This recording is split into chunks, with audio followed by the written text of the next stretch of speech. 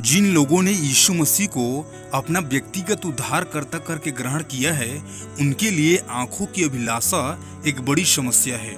वे अपने विचारों को पवित्र नहीं रख पाते, फिर वे अपराध बोध से ग्रसित हो जाते हैं।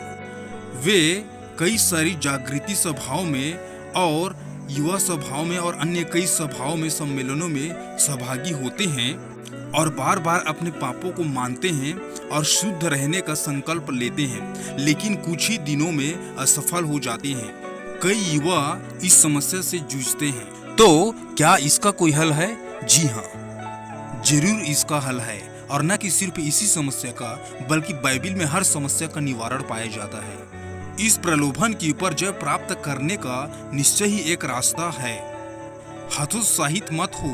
यीशु स्वयं युवावस्था से गुजरे थे और परीक्षाओं से गुजरे थे। उनकी स्वयं की परीक्षा हुई थी, इसलिए वे सिद्ध समझदारी के साथ हमारी सहायता करने में समर्थ है। इब्रानी 2:18 में इस बात को हम देख सकते हैं। इसलिए आओ हम अनुग्रह के सिंहासन के निकट हियाव बांध कर चले कि हम पर दया हो और वह अनुग्रह पाए जो आवश्यकता के समय हमारी सहायता करे। इब्रानियों की पत्री 4:16 में इस प्रकार से लिखा हुआ है, वे जिन्होंने यीशु को प्रभु तथा उद्धारकर्ता के रूप में ग्रहण किया है, वे उसे एक सहायक के रूप में भी स्वीकार करें। यह विजय का पहला कदम होगा। और इस बात को याद रखिए कि परमेश्वर का अनुग्रह सदैव आपके साथ है। अगला कदम उन सभी कार्यों, स्थानों तथा लोगों से बचकर रहें जो परीक्षा की ओर ले जाते हैं। जब पवित्र शास्त्र अन्य दूसरे पापों के विषय में कहता है तो उनका सामना करने की आज्ञा देता है, उनसे लड़ने की बात कहती है। लेकिन जब बात शरीर की अभिलाषा के विषय में आती है तो आप पूरे बाइबिल में देख सकते हैं कि उससे लड़ने के लिए नहीं, परंतु उससे भागने के लिए बाइबिल कहती है। जी हाँ, जैसे कि 2 तीमुथियुस 2:22, 2 कुरिन्थियों 6:18 में आप पढ़ सकते हैं। तो ऐसा क्यों है?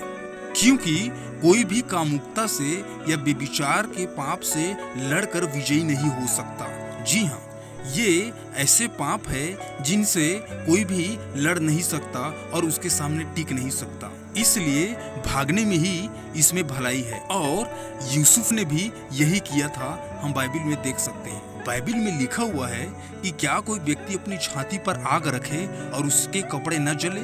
इससे स्पष्ट होता है कि कोई भी व्यक्ति इससे लड़ करके या इसका सामना करके बच नहीं सकता। इससे दूर रहना ही सही है। अब इसका अर्थ यह नहीं कि हम सड़क पर आंख करके चलें। आप पहली निगाह को टाल नहीं सकते। यह पाप नहीं है। पहली बार में सबके साथ लगभग ये हो सकता है, लेकिन दूसरी को तो हम जरूर रोक सकते हैं। जब दूसरी बार हमारी दृष्टि जाएगी तो ये हमारे नियंत्रण में है। पहली बार को भले ही हम काबू न कर पाए, ये अचानक से हो जाता है या हो सकता है, परंतु दूसरे बार में हम सावधान रह सकते हैं, उसको काबू में कर सकते हैं। इसलिए अपने आँखों को प्रभु को समर्पित कर दीजिए।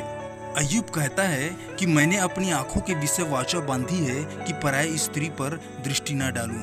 और मत्ती 6:22 में लिखा हुआ है कि शरीर का दिया आँख है, और यदि तुम्हारी आँख निर्मल है तो वह पवित्र है, और यदि वो बुरा है तो वो अंधकारमय है। इसलिए अपनी आंखों को प्रभु को समर्पित कर दीजिए और एक संकल्प लीजिए, निर्णय लीजिए। देखिए, किसी ने कहा है कि हम पक्षी को अपने सर के ऊपर उड़ने से नहीं रोक सकते, परंतु उसको घोंसला बनाने से जरूर रोक सकते हैं। जी हम, यदि मन में आपके बुरे विचार आ जाते हैं या आपकी दृष्टि अचानक से चली जाती है तो इसमें कोई बात नहीं है। प्रथम बार में ऐसा हो सकता है, परंतु उसके बाद आप उसको जरूर रोक सकते हैं। और सबसे बड़ी बात, उसको आप कार्य के रूप में तब्दील होने से जरूर रोक सकते हैं, बचा सकते हैं। क्योंकि अभिलाषा गर्भवती होती है और पाप को जनती है। जब तक आप उसको एक्ट नहीं करेंगे तब तक वो आपके लेखे में नहीं गिना जाएगा, क्योंकि प्रभु आपकी निर्बलता, कमजोरी और हालात को समझता है। अगली बात कि आप कभी आलसी न बने। जी हाँ, आलस्यता जो है ऐसी चीज है जो अश्लील कामों को बढ़ावा देता है और इंसान को उत्तेजित बनाता है। इसलिए हमेशा कुछ न कुछ करते रहिए और व्यस्त रहिए। इसके साथ ही साथ परमेश्वर के वचन को अपने दिलो दिमाग में भर लीजिए। एक कहावत आप सुने ही होंगे कि खाली दिमाग शैतान का घर। जी हाँ, जब तक आपका दिल दिमाग खाली रहेगा, शैतान इसमें अटैक करता रहेगा। और प्रवेश करने की कोशिश करेगा।